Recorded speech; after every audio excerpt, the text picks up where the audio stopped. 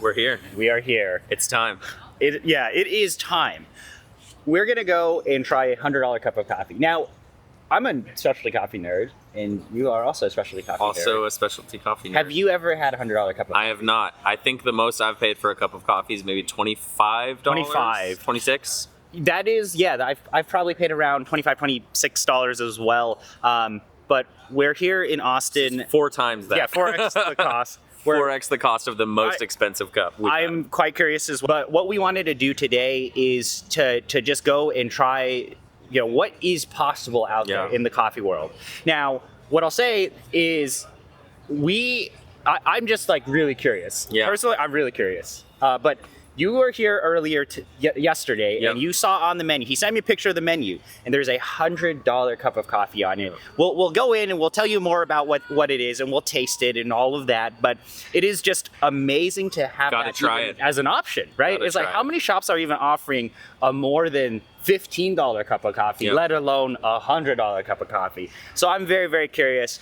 We're just gonna, share that experience with you guys. If you go to a shop that has a $100 cup of coffee, what could that be like? All right, so we're inside at Proudberry, Austin. Really nice bar, build out. The shop is beautiful. So, and you can kind of see here, I can see the coffee being brewed right in front of us. We can see it happening. And we're going to go and order a very expensive cup of coffee. We're going to do it. This is the most expensive cup of coffee I've ordered. I have ordered $100 bags of coffee before. We've tasted $100, retail coffee, but I've never had a $100, in a coffee shop. Here is a cup that's $100. Our order is in. Getting this. Natural, second place, best of Panama, Finca, Sophia. So this is auction lot coffee. So they have basically a competition every year called Best of Panama for these coffees, and you end up bidding, and it's very, very expensive. It's run on a blind cupping, so it's run where basically they cup everything blind. All the judges score the coffees, and then the coffees that come out the highest are all put up for auction. Yeah. And so the reason that a lot of these coffees run for such high prices is they're known as some of the best coffees in the world from a blind cupping against all of the other best coffees in the world. And so the prices can skyrocket. Yeah, so they really they're trying to outbid each other to have the best coffee. And this is the number 2. This is the number 2 at Best of Panama. Yeah. Wow. So that's why it's $100. Sniff away. Wow. Oh my God, you can smell it. All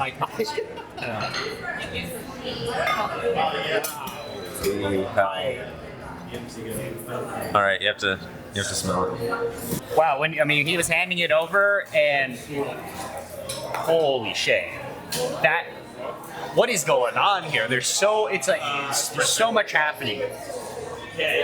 This is arguably the most aromatic coffee I've ever smelled in my entire life. So they give you an informational card here. So this is the Proudberry experience too. If you've ever ordered a coffee here, if you've ever been to a shop, they let you smell the coffee. They give you an informational card. And this just really adds value to that experience here. What did you smell?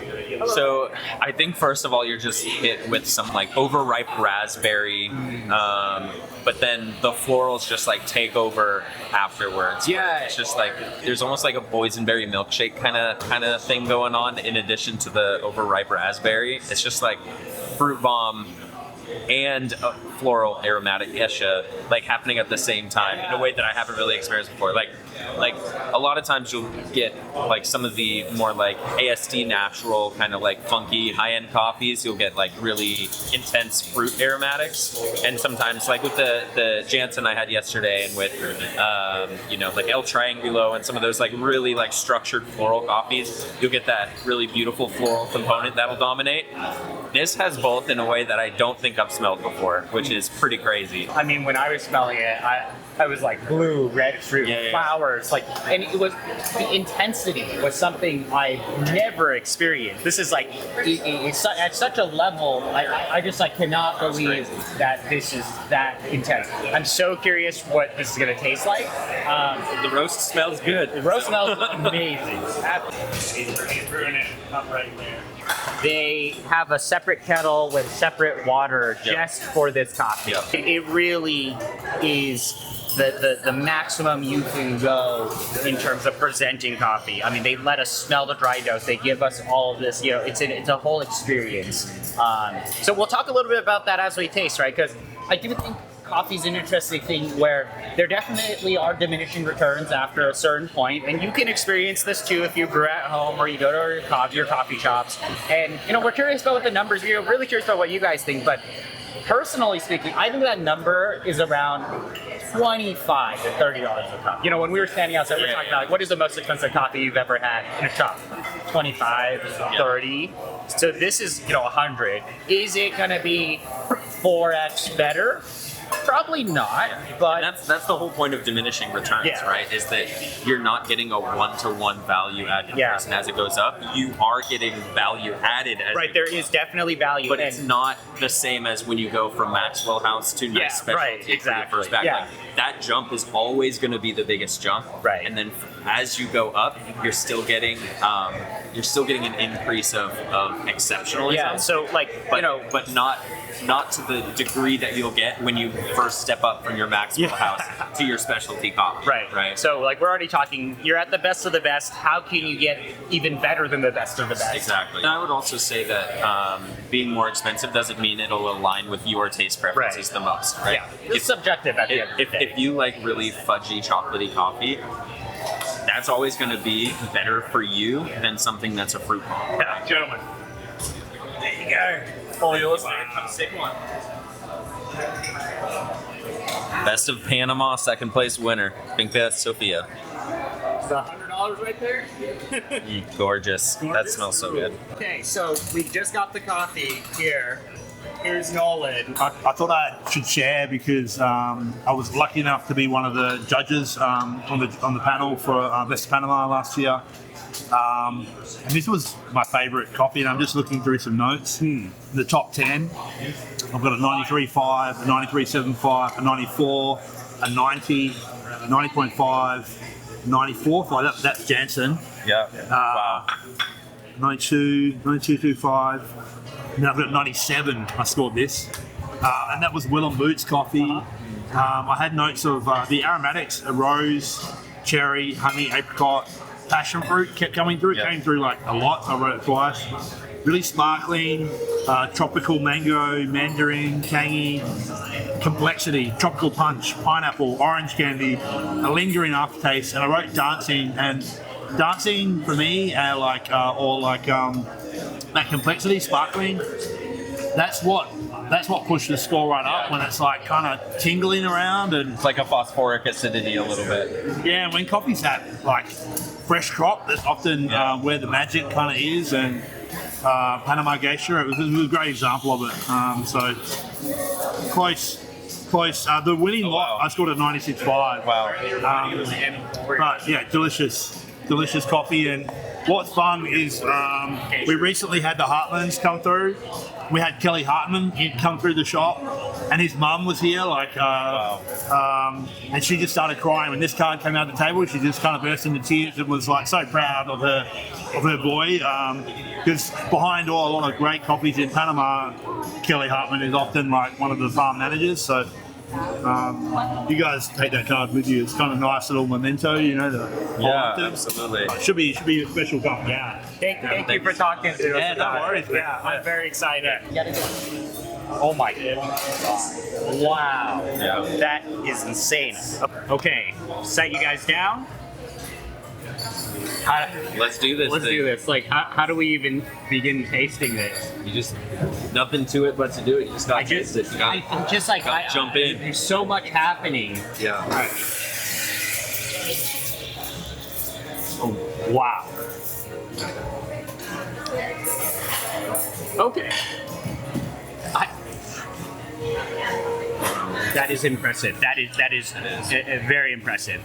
Each sip is like $5 right there, right? I think what's the other thing that you get in some of these like higher competition lots is just the complexity of more things happening. Yes. So like some of my favorite coffee in the whole world is like some like washed Kenyan coffees where there's like maybe 2 or 3 flavors happening, and they're both extremely loud and just like really upfront. And as you get more expensive, more like premium lots of coffee, like auction lots, you start to get really complex and interesting coffees that have the loud upfront presentation of like beautiful fruit, and then there's more layers to like sift through as you're tasting. This is something that you do not need to have a coffee palate to taste this. You never tasted coffee of this caliber. You taste it, you're gonna be like, am I even drinking coffee? Yeah. And nowadays with it for sure wouldn't taste like coffee to a lot of people. This does not taste like coffee. Aren't used to coffees like this. What I'm experiencing here is the layering. This is what you definitely experience as you go higher end in the world of coffee. Yes, there is like, here's a flavor note, and then it's everything else after.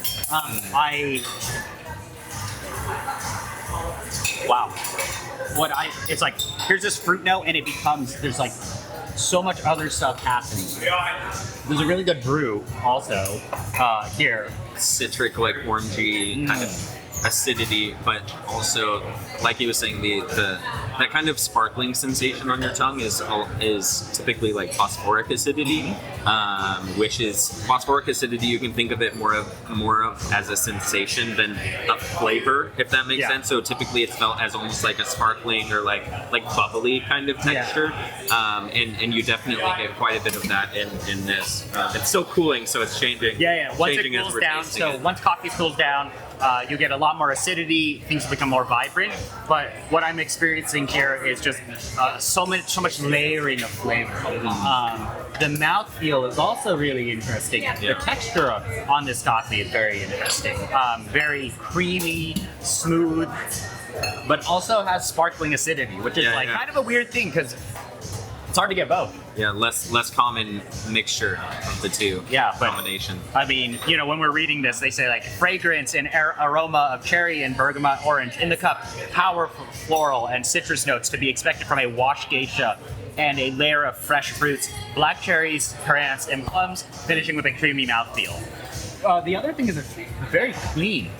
What it is like very, very clean. And much more so than the aromatics even would suggest. I mean, the aromatics are still clean, but I typically don't get the intensity of aromatics with a coffee as refined as this. Like usually coffees that are like the moment you smell the dry grounds that are just like super expressive and like blow you away are typically on the pretty dank, funky side of things.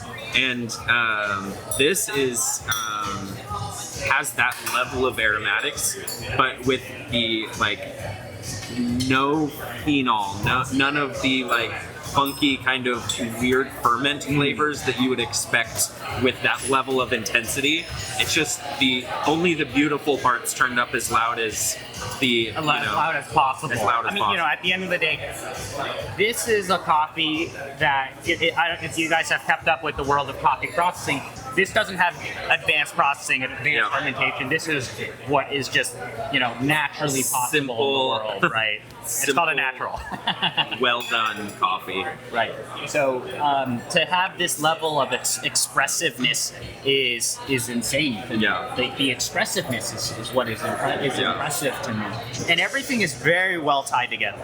I've had a few Finca Sophia coffees. I've had the privilege of having 2 Finca Sophia coffees. I've had one from Say Coffee, actually both from Say Coffee, and Finca Sophia was how I really started falling in love with Panama Gesha. Natural Panama Gesha is, so much fruitiness, blueberry, raspberry, florality, and this surpasses, any of those coffees I've tasted before. It is more expensive, but the thing is like Finca Sophia coffees of all of the Panama Gesha farms, at least for the natural coffees, they're my personal favorite. Absolutely. It's very hard to come by also. Very, very premium coffee. And I think like when talking about value for premium pour over options, Obviously not.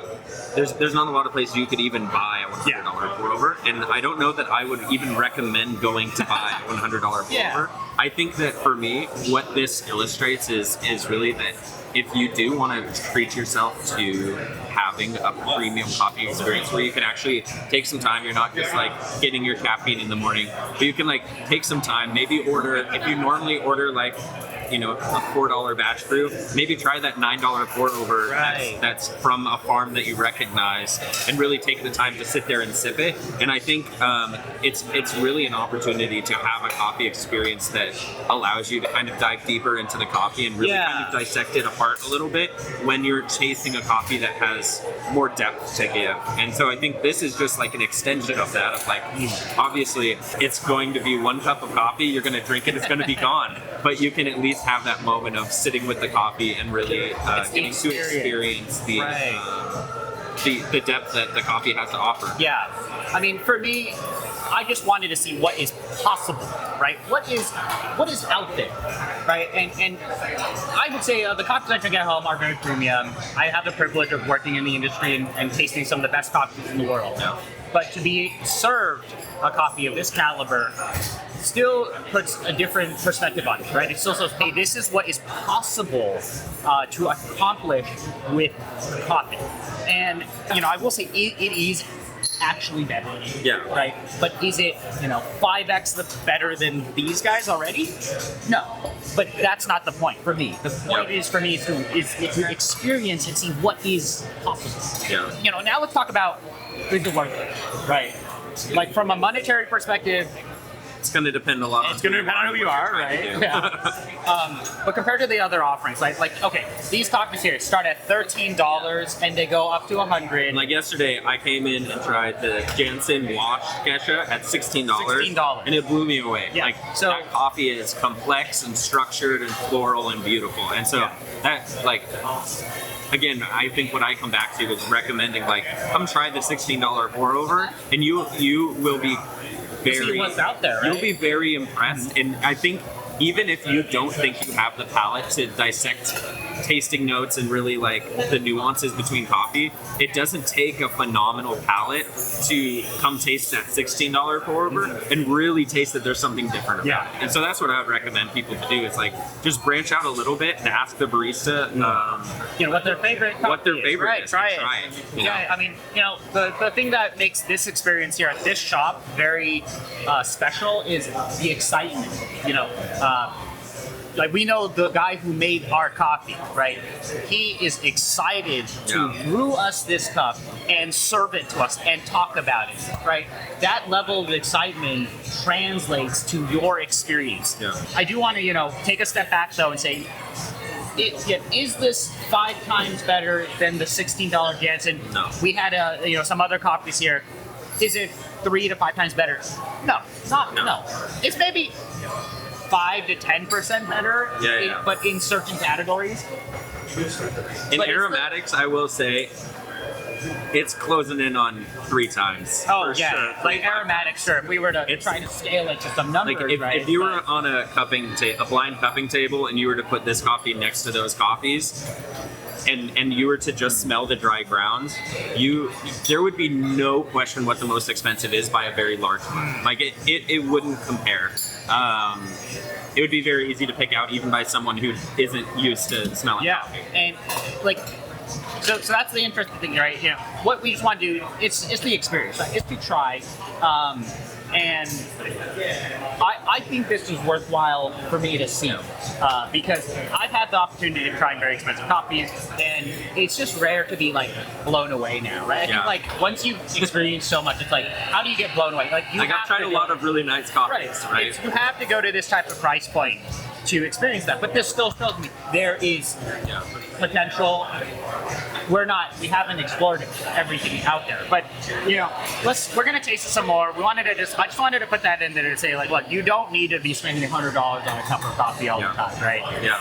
We just finally have the opportunity to do that. We've never had the opportunity to experience a coffee. I wanted to fly out to Austin for the last time that they did the Finca Hartman. They had $150. I didn't get a chance to, but I think I would actually personally prefer this cup to the Finca Hartman. I did have 2 other Finca Hartman lots from Proudnary last year, and they were very delicious. But I think the flavor profile, which is a little more heavily floral on this compared to the Finca Hartman, which is still floral but leans into the ripe fruit category even harder. I think this for me is still what I'm looking for. I licked the edge of the cup.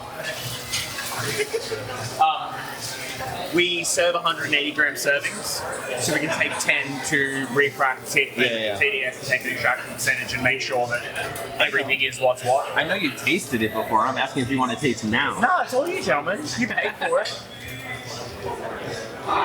It's really good. It kind of rips on. Really good. That dry aroma is like, as it cools down, it's kind of like the business, and you start to get mouthfeel shit happening. I think the single most impressive part is the dry aroma to me. That's just like I've been on a lot of cupping tables, and I've never seen something like that before. No, it's a freaky coffee. Yeah. So now that it's really cool, we've already gone through every cent, money, dollars, every cent. But what does it taste like now that it's really cooled down? Let's see.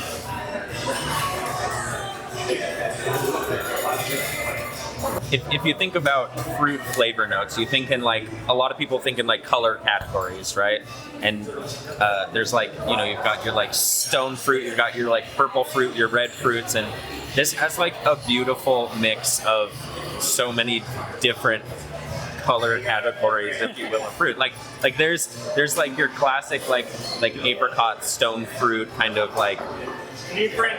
that lighter, almost peachy peach juice thing, but also with the rounded out of the currant and the darker fruit that you get in some beautiful rich washed coffees from Kenya and things like that. I don't know. It's just very tasty. The florality, I would say, was a little higher when it was hot, and now it's kind of settling into the thicker, juicy flavors for me. But I don't know. You can let me know what you're tasting.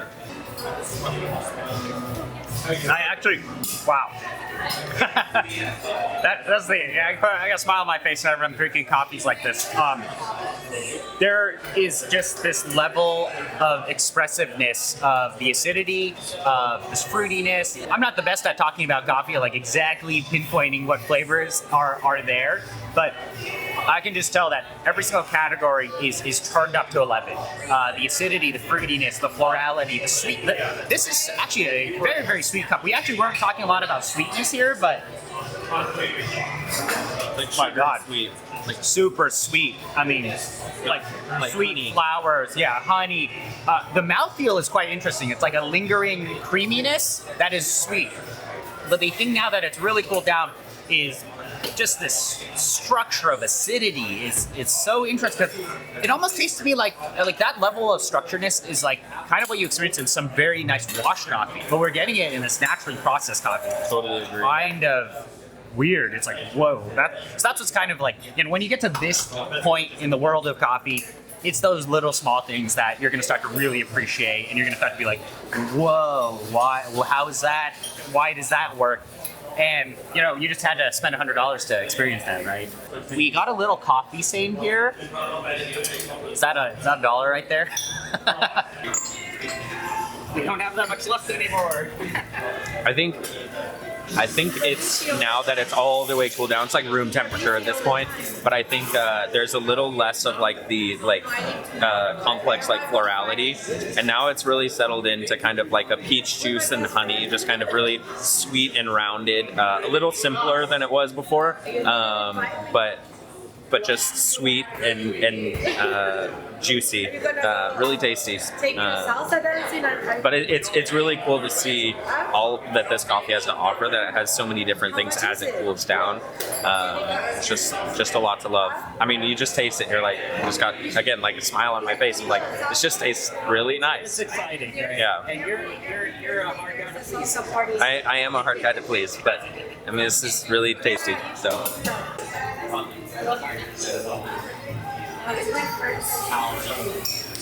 It's really good. I don't know what else to say. I mean, well, we've covered all of the flavor, properties of the coffee. Talked about, if you've never tasted coffee of this caliber, I think it is, if you can afford it, it is worth to try once, just to see, because the best of something, right? You have to also think about it.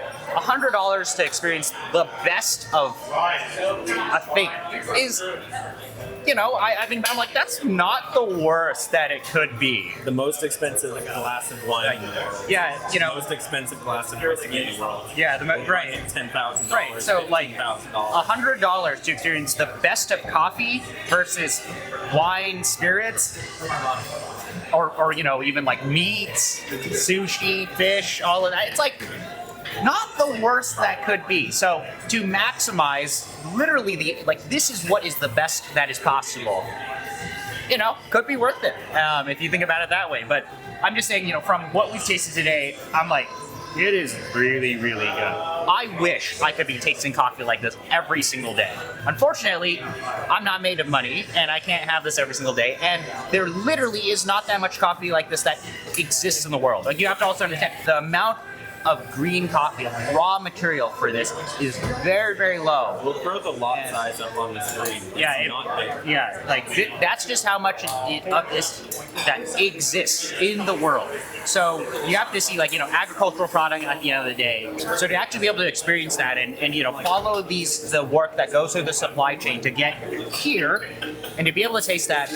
Sometimes, I look at it, I'm like, $100 might not even be enough for that, right? The experience here at this shop and the presentation was amazing. The vibes are good, the experience is great, and the coffee is also really good. So, when you spend $100 on a cup of coffee, is it all the coffee? Is it the experience? I think it's a bit of both. I think it's worth it for me. I don't know, what do you think? Do you think this was worth it? I think so. I mean, yeah.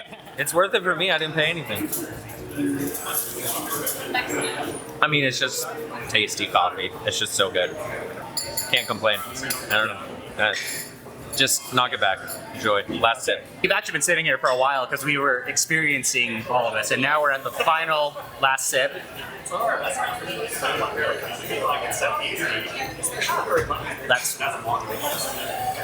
That is so impressive. I'm very happy to have been able to come here to the shop to experience this. I'm very happy Proud Mary is willing to put a coffee like this out there into the world for people to experience, and I'm very happy to have experienced it myself.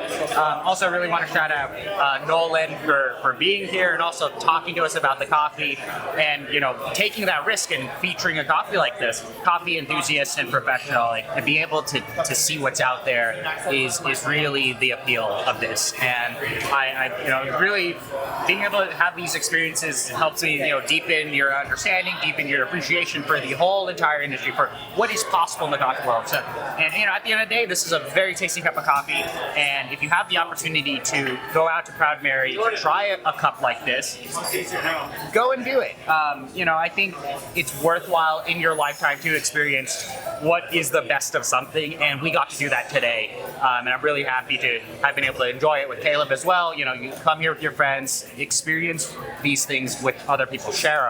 That was awesome. Thank you guys so much for watching this. I really hope you enjoyed this type of video. We just happened to be in town. We wanted to see what was out there, and we got to taste it today. So there you go.